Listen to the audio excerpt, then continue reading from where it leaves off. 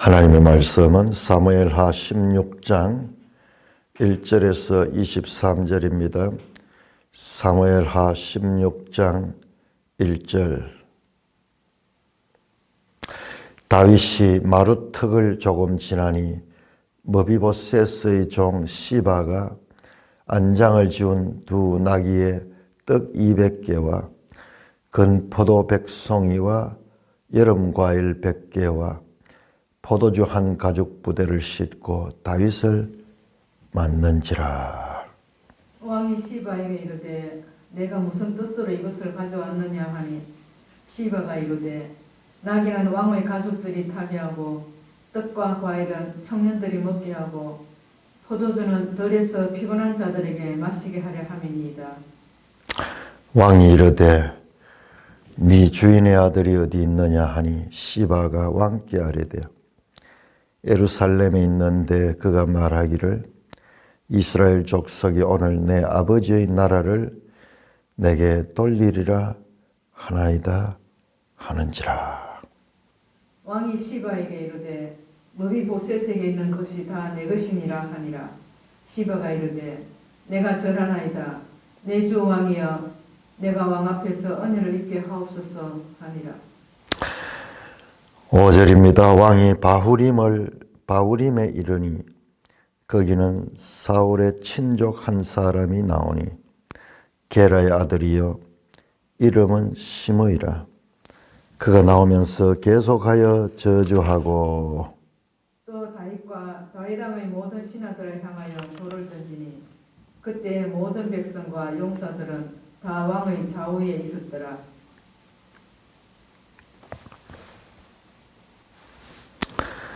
몇 절이죠? 사울 7절. 시므이가 저주하는 가운데 이와 같이 말하나 피를 흘린 자여 사악한 자여 가거라 가거라. 사울의 족속의 모든 피를 여호와께서 내게로 돌리셨도다. 그를 이어서 내가 왕이 되었으나 여호와께서 나라를 내 아들 압살롬의 손에 넘기셨도다. 보라 너는 피를 흘린 자이므로 화를 자초하였느니라 하는지라.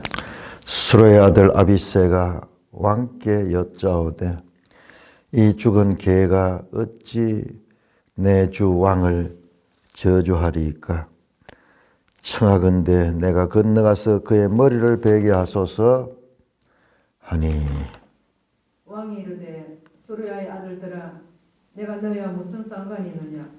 그가 저주하는 것은 여호와께서 그에게 다윗을 저주하라 하시니 내가 어찌 그리하였느냐 할 자가 누구겠느냐 하고.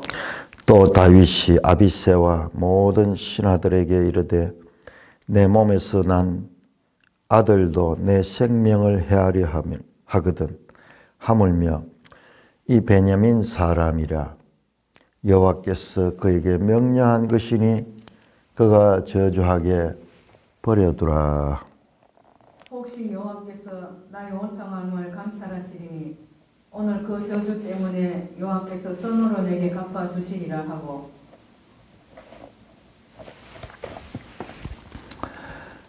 다윗과 그의 추종자들이 길을 갈 때 시므이는 산비탈로 따라가면서 저주하고 그를 향하여 돌을 던지며 먼지를 날리더라.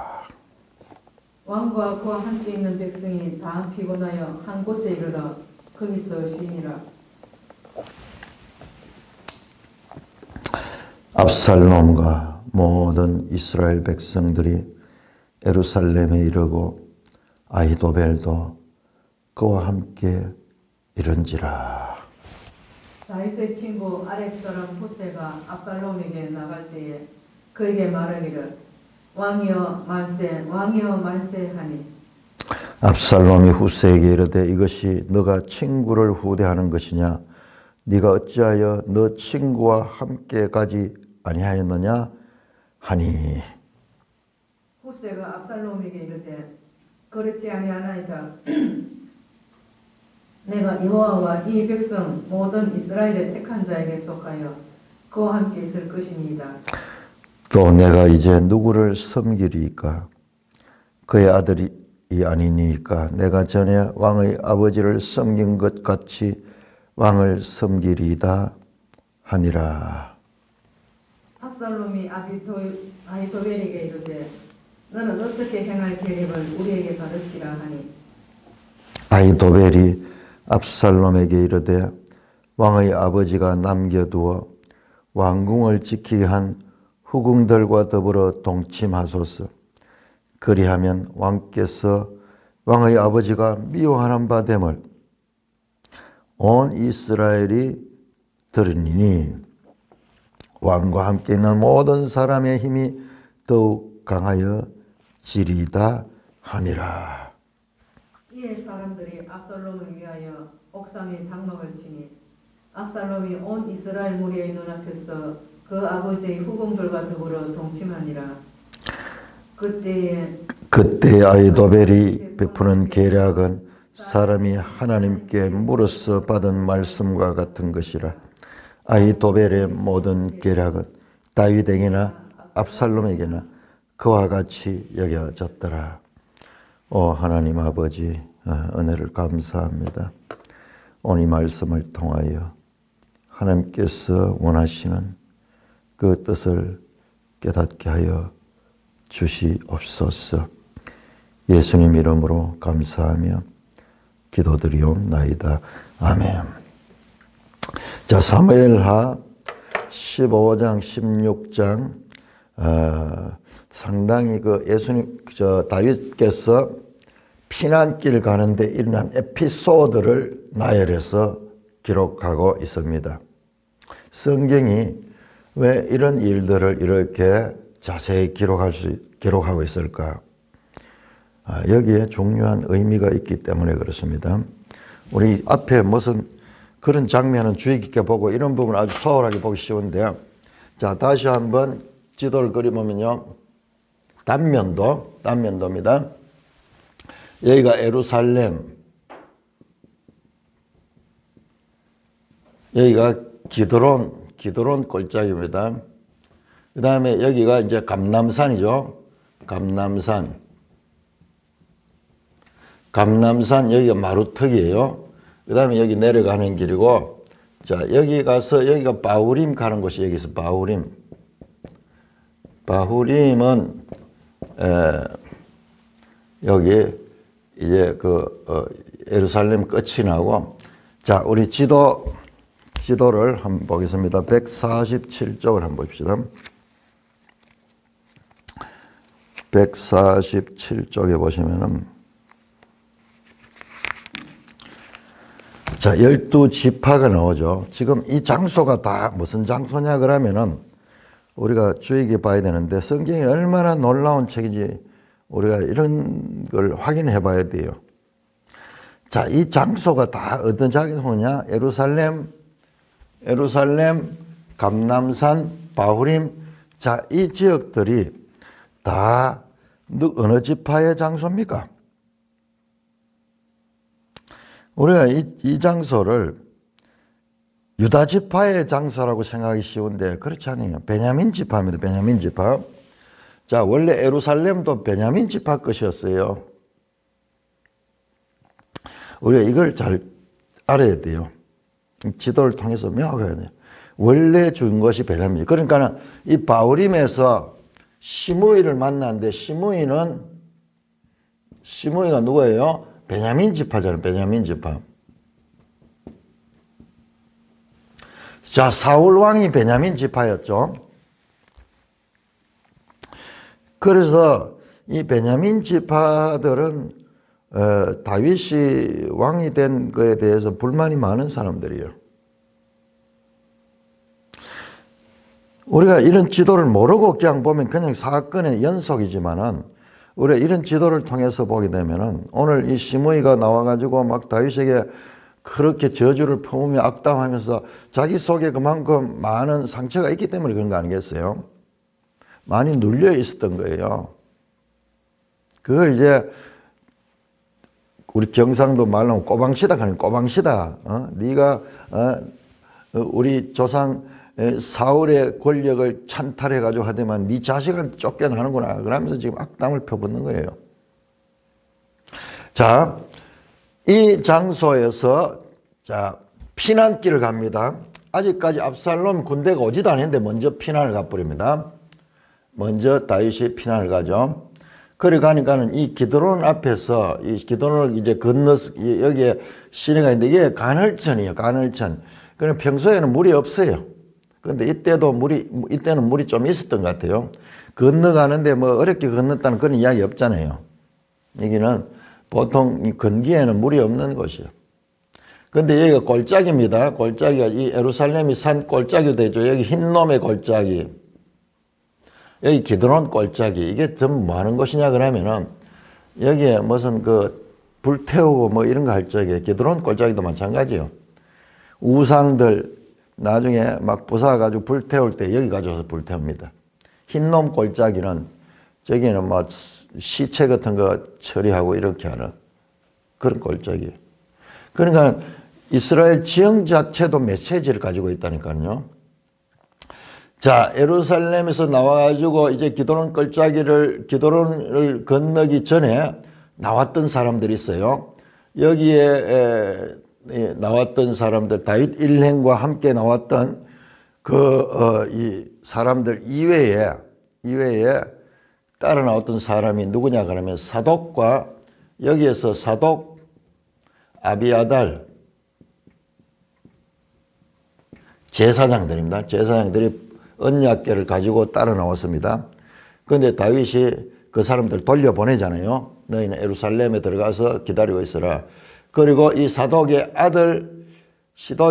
아들이 이 요나단입니까? 그 다음에 아비아달의 아들이 아히마아스. 거꾸로 됐다. 사독의 아들이 아히마아스고 아비아달의 아들이 요나단입니다. 이 젊은 두 사람들 다윗이 같이 딸려 보냅니다. 보내가지고 이 사람들이 제사장이니까는 고위층에서 일어난 일들이 정보를 이 아들들을 통해 가지고 전해달라고 돌려보냅니다. 그 다음에 눈물을 흘리면서 이 기드론을 건너고 감람산으로 올라가면서 울면서 머리에 재를 덮어쓰고 그 다음에 맨발로 울면서 모든 같이 지나가는 장면이 15장 30절인가 나왔습니다. 여기가 겟세마네예요. 겟세마네. 여기가 생각나게 여기가 아마 벳박일 거예요. 벳박이. 예수님 시대에 이름이 다 다릅니다. 이거는 헬라식 이름이고 세월이 많이 지나가지고 한 1000년 후가 되니까는 여기에 예수님의 그림자가 있어요. 베다니가 이쪽일 거예요. 이쪽이 베다니네, 베다니. 한번 볼까요? 우리 지도.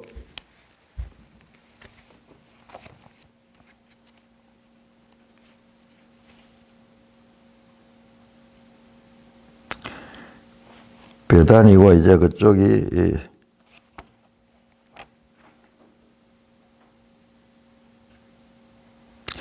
여리고 가기 전에 아마 베단일 거예요.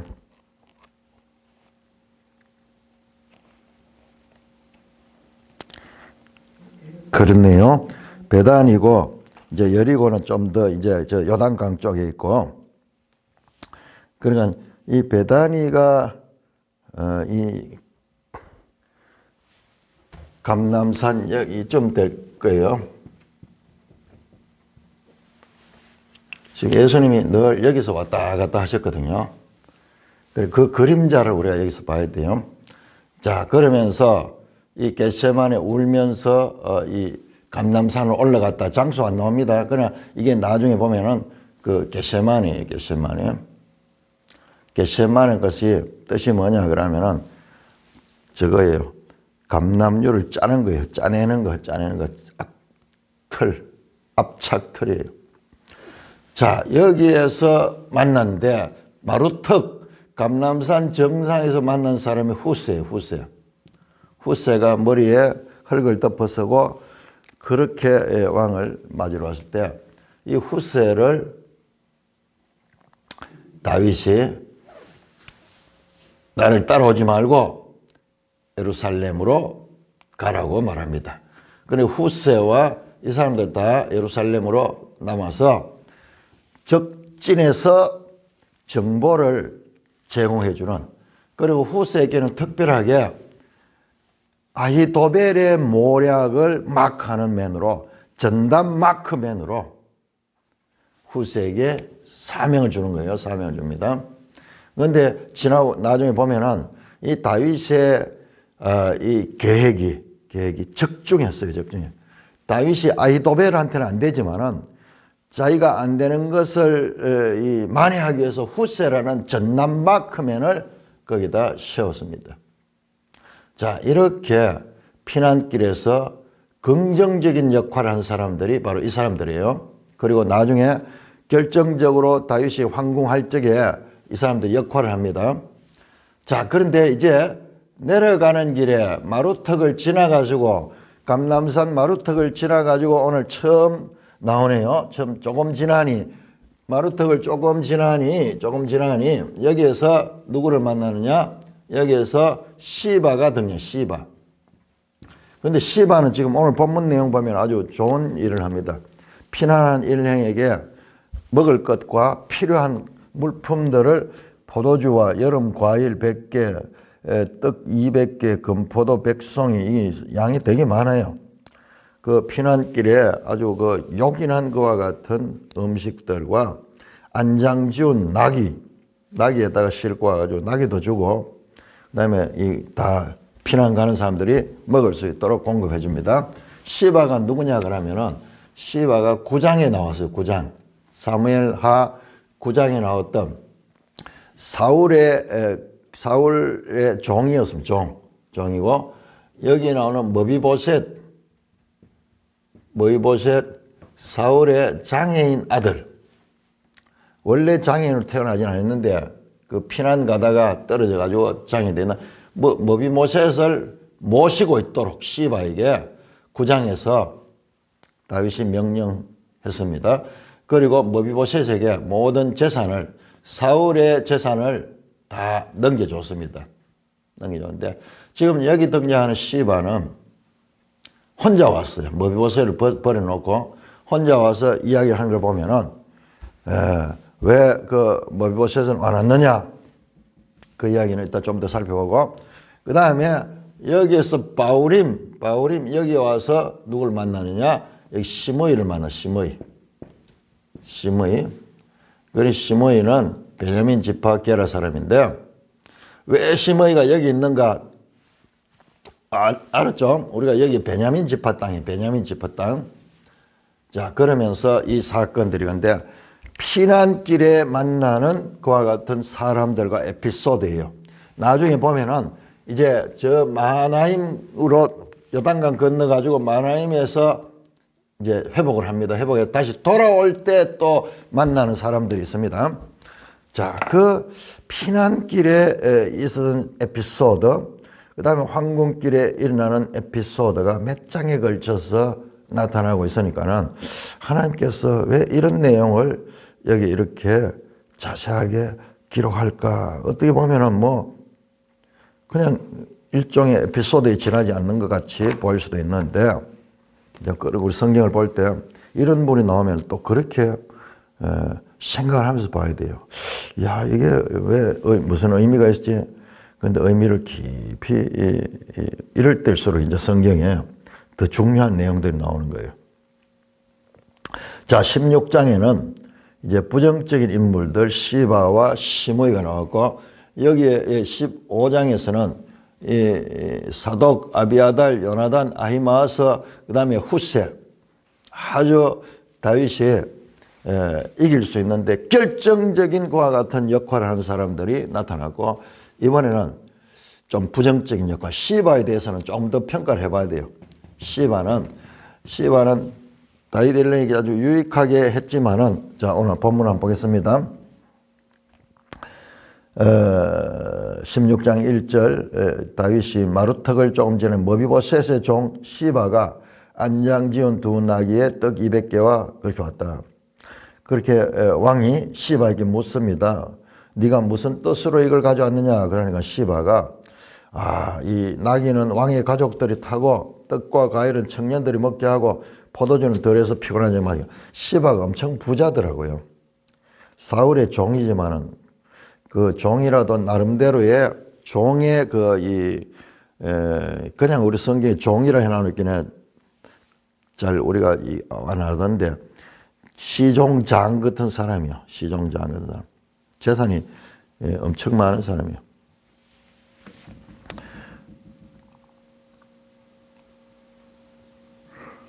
왕이 그럼 모비보셋은 어디 갔느냐? 네 주인의 아들은 어디 있느냐? 네 주인은 바로 사울이고 아들이 모비보셋이요. 9장에서 시바에게 모비보셋을 섬기라고 임무를 줬거든요. 그리고 모비보셋에게는 사울의 재산들 다 찾아가지고 모비보셋에게 넘겨줬는 거예요. 그러니까 시바가 거짓말을 하는 거예요. 시바가 이스라엘 족속이 오늘 내 아버지의 나라를 내게 돌리라 하나이다. 이 말은 바로 그 말이에요. 사울이 가졌던 그 나라 이걸 모비보셋이 다시 되찾겠다. 이스라엘 족속들이 그렇게 하고 있다. 지금 그러니까 이 혼란한 상황에 다윗이 쫓겨가는 이 상황이 되니까는 이제 민심들 가운데 다윗에 대해서 등을 돌리는 사람들이 많았던 것 같아요. 그러니까는 이 과거에 그 사울 왕가를 다시 복권해야 되겠다. 뭐 이런 소리도 있었다는 거예요. 그러면서 그러니까 우리가 간접적으로 이렇게 보면은 다윗이 이제 그 권력의 정점에 간 이후로부터는 그 과거의 모습을 많이 잃어버리고 그리고 계속 오래되는 그 왕권에서 염증을 느끼는 국민들이 있었고 또한 왕제도 자체가 백성들에게 세금을 자꾸 거두고 그 다음에 전쟁을 하면 엄청나게 있는 노역이 있어야 되고 희생도 따르고 이러니까는 그 이스라엘 백성들도 이제 그런 걸 싫어하는 거예요. 다윗에게 등을 많이 돌렸던 것 같아요. 그러니까는 그러나 사실 알고 보면 지금 여기서는 모르는데 뒤에 보면 다 나오거든요. 모세스는 그런 적이 없는데 이 시바가 거짓말하는 거예요. 그러니까 모세스이 자기 그 사울 왕의 나라를 되찾는다고 여론이 있다고 지금 반역에 앞장섰다 이런 뉘앙스로 지금 말하는 거예요. 시바가 왕께 예루살렘에 있는데 그가 말하기를 이스라엘 족속이 오늘 내 아버지의 나라를 내게 돌리라 하나이다. 이 배경 모르면 이게 무슨 말인지 몰라요. 하는지라 극하고 있다는 거예요. 왕이 시바에게 이르되 모비보셋에 있는 것은 다 네 것이라 하니라. 시바가 이르되 내가 절하나이다. 내 주 왕 내가 왕에게 은혜를 입게 하옵소서. 그 소리를 듣고 사울이 뚜껑이 열리는 거예요. 내가 말이지 자기를 거두어 가지고 재산을 다 찾아 가지고 모비보셋을 보살펴 줬는데 모비보셋 나를 배반했다고? 좋아. 그때 내가 사울에게 모비보셋에게 사울 왕의 재산을 다 넘겨줬는데 이제는 그 재산을 네가 다 가져라. 그렇게 급하게 결정을 내립니다. 한편으로 피난길에 이렇게 도와주니까는 감격도 했을 것 같기도 하고 제가 다윗이 조금 이 판단에 좀 이런 면에서는 허리였습니다.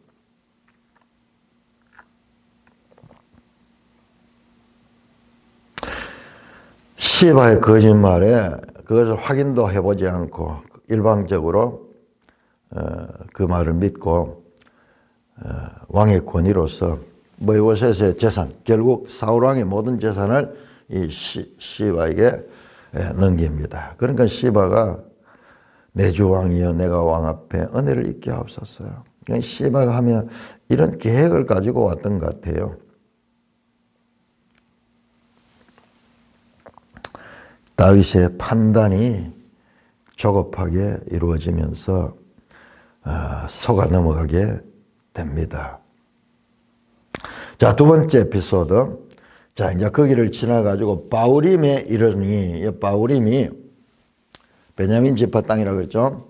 이 바우림에 이르니까는, 자, 여기서 또 한 인물이 나타나는데, 이게 사울의 친족 한 사람이 나오니 게라의 아들이요. 이름은 심하게. 전부 다 이 베냐민 지파와 연관이 되죠. 지금 시바와 머비보셋도 베냐민 지파 사울의 아들들이고, 그 다음에 여기에 그러나 우리 이런 내용을 보면서 느낄 수 있는 것은 그 베냐민 지파, 사울이 나왔던 그 베냐민 지파 사람들이 다윗에 대해서 좀 반대하는 그런 억눌린 감정을 많이 가지고 있구나. 우리나라에 정치하는데도 저 전라도 사람들이 이 박근혜 대통령한테 가졌던 그런 감정 같은 거, 그런 것들이 있었던 것 같아요. 그러니까 우리가 성경에 그런 이야기 아무도 안 나와요. 우리가 자세히 상황을 통해서 자세히 보면은 그렇지. 인간 세상에 지나간 일들이 깨끗하게 없어지는 거 아니에요. 그 앙금들이 남아가지고 다윗이 힘이 약해지니까는 그때 이제 그것들이 나타나서 공격하는 거예요. 공격하는 거예요. 이모저모로.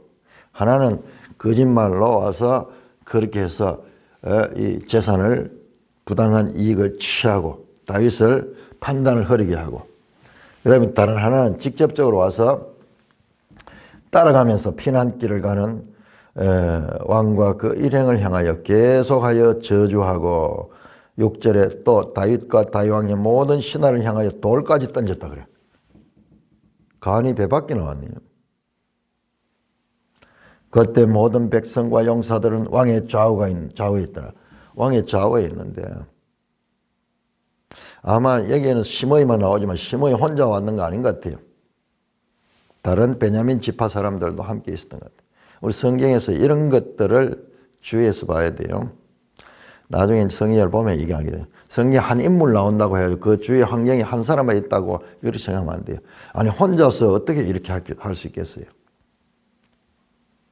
그럼 시므이가 대표적으로 영향력 있는 인물이에요. 나중에 뒤에 또 나오는데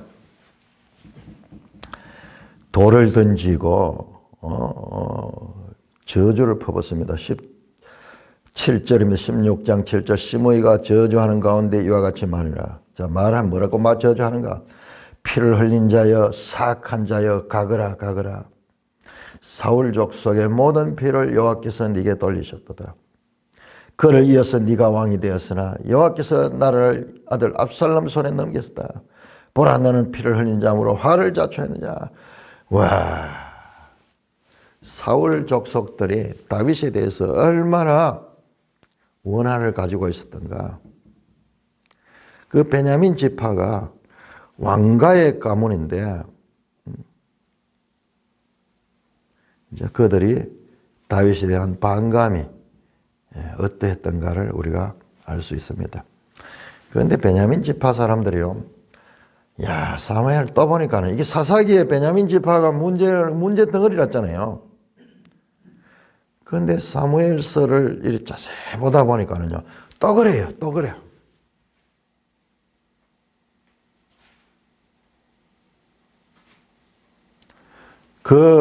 이 베냐민 지파 자세히 그런 걸 보는 것도 성경 아주 중요해요. 뒤에 이제 조금 더 뒤에 나옵니다. 그러니까 그냥 읽어가지고는 그런 게 안 보여요.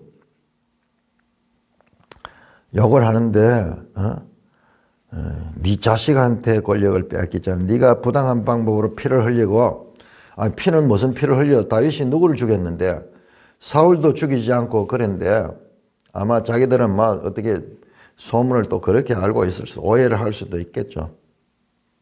그러면서 저주를 퍼붓습니다.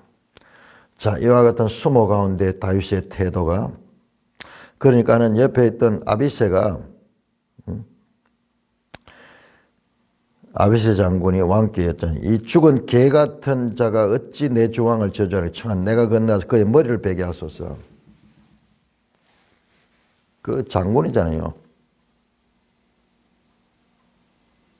죽은 개 같은 놈. 그러면서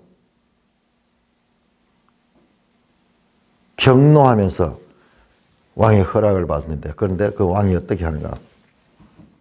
10절입니다. 왕이 이르되 수르의 아들들아 내가 너희와 무슨 상관이 있느냐. 그가 저주하는 건 여호와께서 그에게 다윗을 저주하라 하십니다. 네가 어찌 그리하였느냐. 자, 수르의 아들들은 다윗의 말을 잘 안 들어요. 지난번에도 요압이 그 아브넬을 죽였잖아요. 아브넬과 지금 화친을 하려고 그랬는데, 그런데 다윗의 명령을 어기고 요압이 자기 감정으로 죽였잖아요. 수르의 아들들이 통제가 잘 안 되는 거예요. 지금 여기서도 지금 다윗이 깜짝 놀라면서 수르의 아들들아, 내가 너희와 무슨 상관이 있느냐. 그가 저주하는 건 여호와께서 그에게 다윗을 저주하라 하심이니 네가 어찌 그리하겠냐. 저 시므이가 내한테 욕하고 저주하고 비난하고 악담을 퍼붓는 것은 하나님이 하시는 것이다. 내 죄에 대하여 하나님께서 지금 징계하시는 것이다. 그런데 그 하나님의 뜻을 누가 막을 수 있느냐. 그러지 마라. 절대 그러지 마라. 또 다윗이 11절입니다. 아비새와 모든 신하에게 이르되 다른 신하들에게도 다 주의를 줍니다.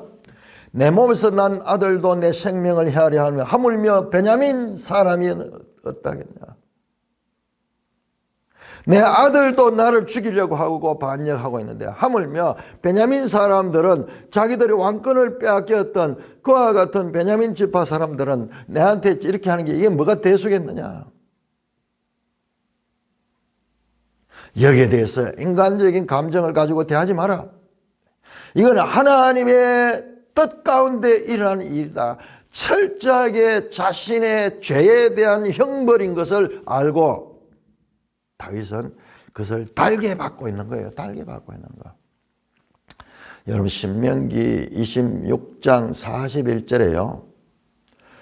많은 이스라엘 백성이 연단을 받고 어려움을 당하게 될 적에 나중에 이것이 여호와께로부터 온 징계라는 것을 깨닫고 그 모든 죄의 형벌을 달게 받으면은 여호와께서 그때 멸하지 않고 그때 회복시켜 줄 것이라는 메시지가 나옵니다.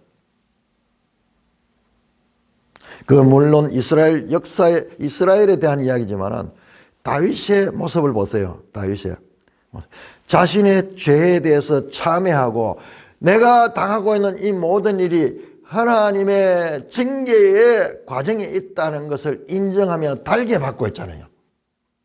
자, 이걸 알면 하나님의 손길이 나를 이렇게 징계하고 있다는 걸 이걸 알게 될 적에 어떠한 고난도 우리가 기쁘게 당할 수 있어요. 기쁠 수는 없겠죠.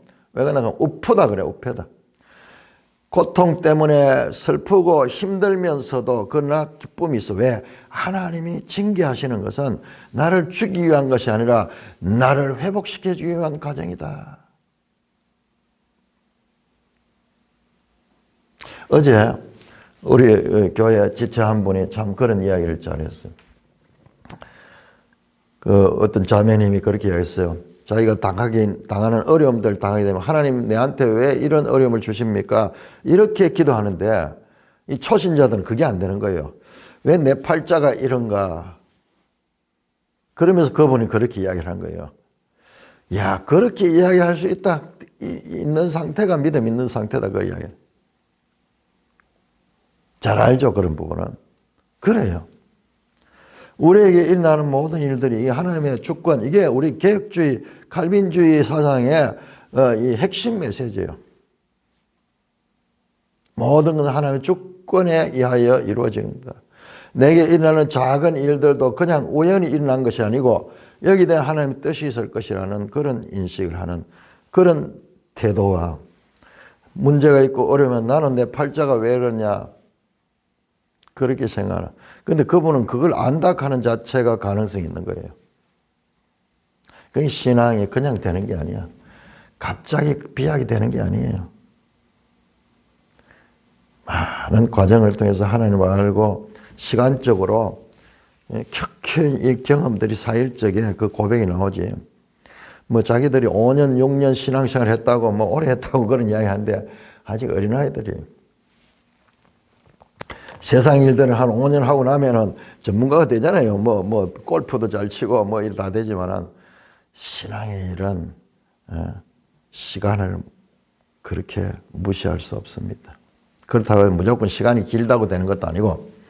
자, 여기에서 다윗의 모습을 우리가 봐야 되겠어요. 성경은 이걸 우리에게 가르치고 있는 거예요.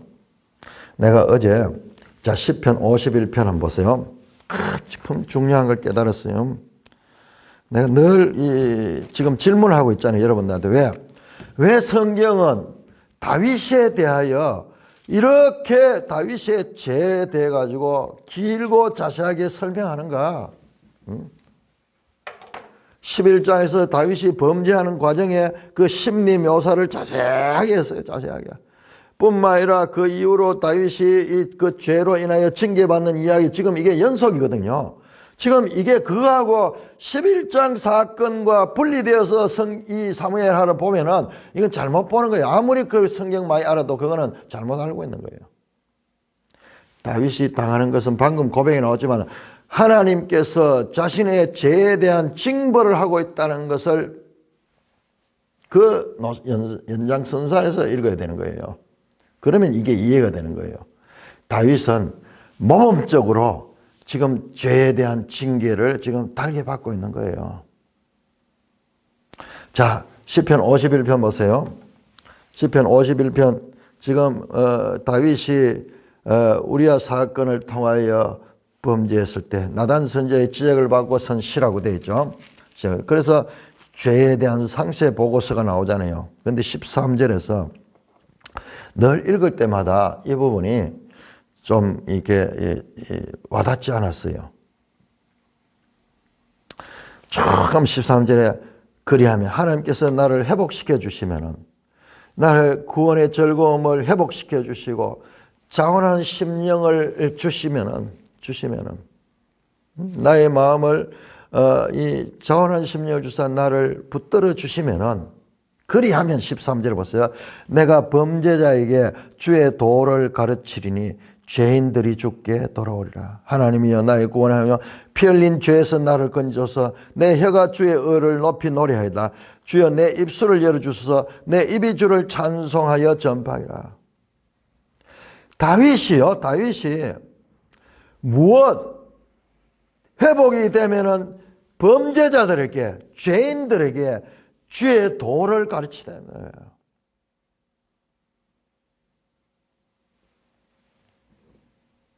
그 결과 죄인들이 자기의 죄를 깨닫고 주께로 돌아온다는 거예요. 돌아온다는 거예요. 이게 무슨 이야기냐 그러면은 어느 주석에도 지금 안 나와. 내가 시편을 막 찾아보면 시편 전문가들도 몇 개를 찾아보면 아예 안 나와요. 이거는 내가 가지고 있던 그 궁금증이에요.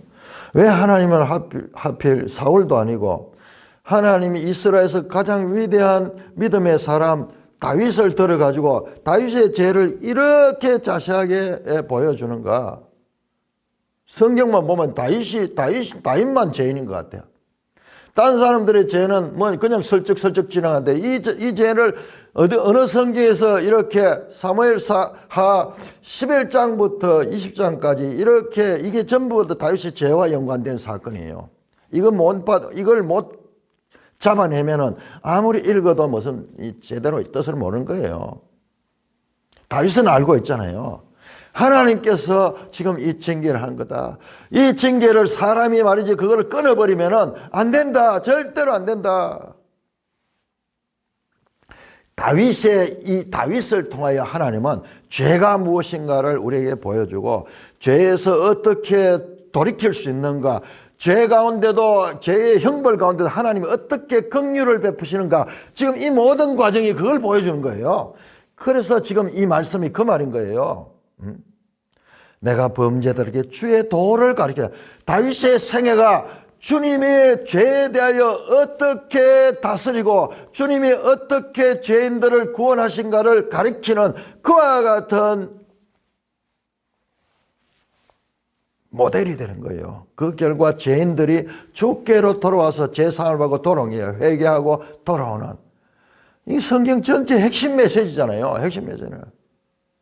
그 답이 풀렸는 거예요. 왜 하나님이 다윗을 통해 가지고 이 죄를 이렇게 낱낱이 고발하는가? 성경을 읽으면서 우리가 이런 질문을 가져야 돼요. 이게 비밀이에요, 비밀. 그 비밀은 사람의 이성으로 깨달을 수 없는 거예요. 하나님의 말씀 가운데 여기 답이 나오잖아요. 다윗은 인간의 죄에 대한 모델로서 다윗 같은 인물조차도 죄인이다. 모든 사람이 죄인이라는 것을 알리는 하나의 모델이 될 뿐만 아니라 그 생애를 통해서 하나님께서 어떻게 죄에 대해서 징계하시며 죄인이 어떻게 죄를 지으며 하나님은 그 죄를 용납하지 않으시고 그 죄에 대한 징계를 하시면서 그러나 징계하는데 그 징계도 결과적으로 구원을 위한 그런 징계다. 마치 아비가 자식을 징계할 적에 죽이려고 하는 게 아니라 그가 바른 길로 가기 위해서 그를 구원하기 위해서 징계하듯이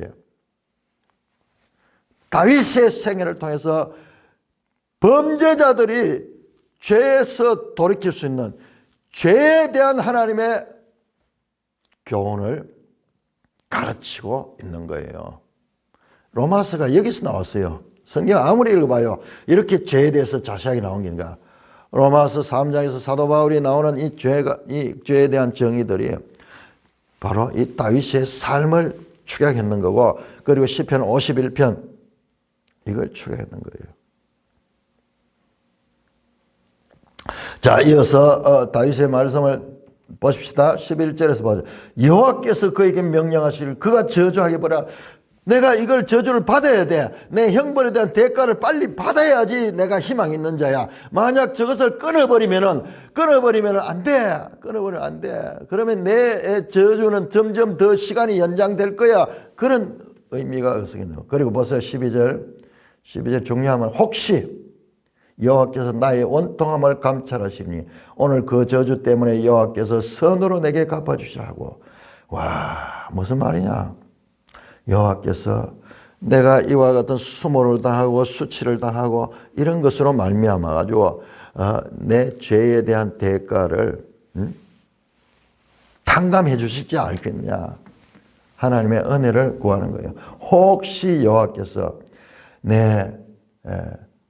여기 원통함이라 하기보다도요, 원어상으로 잘못된 것, 나의 죄들을 감찰하시고, 그리고 그 죄로 인하여 당하는 이 수모를 달게 받고 있는 이것을 보시고 오늘 그 저주 때문에 여호와께서 선으로 내게 갚아주실 줄 알겠느냐.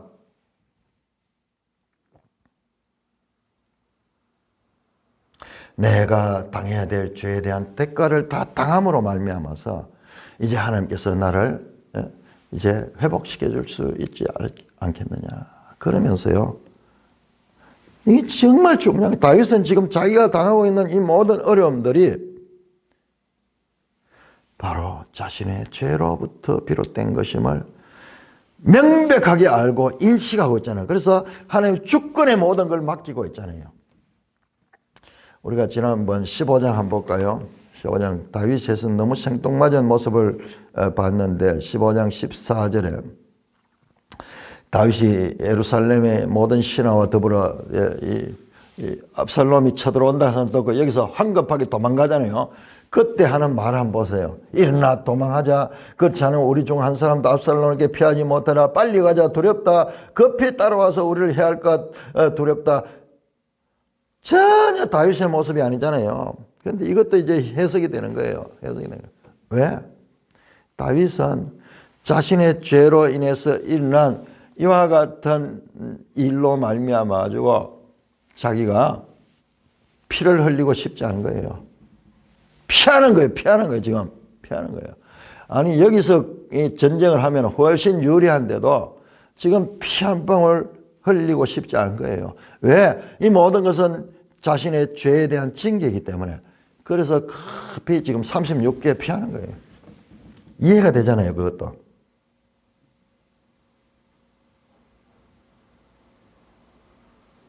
아니 저런 다윗이 어디 있었죠? 소년 시절부터 저 골리앗을 물리치는 그 담대한 다윗, 전쟁에서 잔뼈가 자라며 수많은 전쟁을 승리로 이끌던 다윗, 기껏 애송이 자기 아들 압살롬의 반역 무리에 대해서 이렇게 두려워할까요? 천만의 말씀. 뒤에 가면 알게 돼요. 자세히 보면 알게 돼요. 지금 이와 같은 사람들을 여기 심어두는 것도 다 다윗은 이 가운데서 압살롬보다 저 여러 수 위에 있습니다. 그러나 자신의 죄로 인하여 일어난 일 때문에 피를 흘리고 싶지 않은 거예요. 지금 여기에 명백히 드러나잖아요. 13절 다윗과 그의 추종자들이 길을 갈 때 피난길을 가니까 시므이는 산비탈로 따라가면서 저주하고 그를 향하여 돌을 던지며 먼지를 날리더라. 이런 수모를 당하면서도 꿋꿋이 참고 갑니다. 다윗은 사람도 아닐까요? 다윗은 어떻게 일을 할까요? 그런데 우리가 사무엘 열왕기를 보면은 다윗이 큰 상처를 받았어요. 이 일 때문에. 그 병사들 다 보는 앞에서 수치를 당했잖아요. 왕이. 대낮에, 백주의 대낮에 보는 앞에서 돌을 던지고 먼지를 던지고 욕을 하면서 따라오면서 욕을 했던 이 시므이. 여기서 완전히 하나님 앞에 모든 걸 맡기면서 자신의 죄에 대한 형벌을 달게 받고 있는 다윗이지만 인간 다윗에게는 평생 잊혀지지 않는 상처가 있습니다. 열왕기 상 2장에 보면요. 죽기 전에 다윗이 이야기를 솔로몬에게 합니다. 시므이 저놈을 요압처럼 서로의 아들들에 대한 거 다 나와요. 다윗도 인간이에요. 정말 성경은요. 우리의 죄인들의 이 진면목을 다 보여줘요. 속에 나는 다 털어버리고 없다. 아니에요. 사람한테 그게 없어질 수가 없어요. 다윗을 통해 보여줍니다. 자, 일단은 거기까지 봅니다. 자, 그렇게 됐습니다. 아무 일도 없는 적 14절 왕과 그와 함께한 백성들이 다 피곤하여 한 곳에 이르러 거기서 쉬었다. 자, 보세요. 다윗이 위기 가운데, 고난 가운데 얼마나 믿음이 되살아나고 있습니까? 다윗의 위기는 다윗에게 가장 안전한 시간이 됩니다. 왜냐하면 다윗의 믿음이 가장 빛을 발하기 때문에. 다윗이 왕이 되어서 정상에서 참으로 평안하고 거기에서 자기가 모든 것을 다 누릴 때는 가장 위험한 순간이었고 예루살렘에서 쫓겨나서 도망가는 과정에 믿음이 다시 회복이 되는 그와 같은 모습을 우리에게 보여줍니다. 우리 죄인들이 어떤 존재인가? 다윗조차도 이와 같은 인물이라는 것을 우리에게 보여주며 우리에게 사무엘서는 다윗을 통하여 우리를 들여다볼 수 있도록 말씀하고 있습니다. 자, 압살롬과 모든 이스라엘 백성 예루살렘에 들어왔습니다. 자, 이제 이 예루살렘에 압살롬이 들어왔습니다. 그런데 거기에 이 사람들이 지금 다 예루살렘 남아있죠. 후세도 남아있고 사독과 아비아달과 요나단과 아히마스 다 남아있습니다.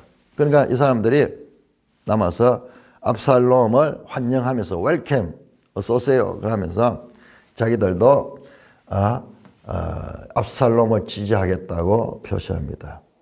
14절 13절에 보면 압살롬과 모든 백성들이 예루살렘에 이르고 아히도벨도 그와 함께 이른지라. 아히도벨 모사가 함께 이 예루살렘에 들어왔습니다.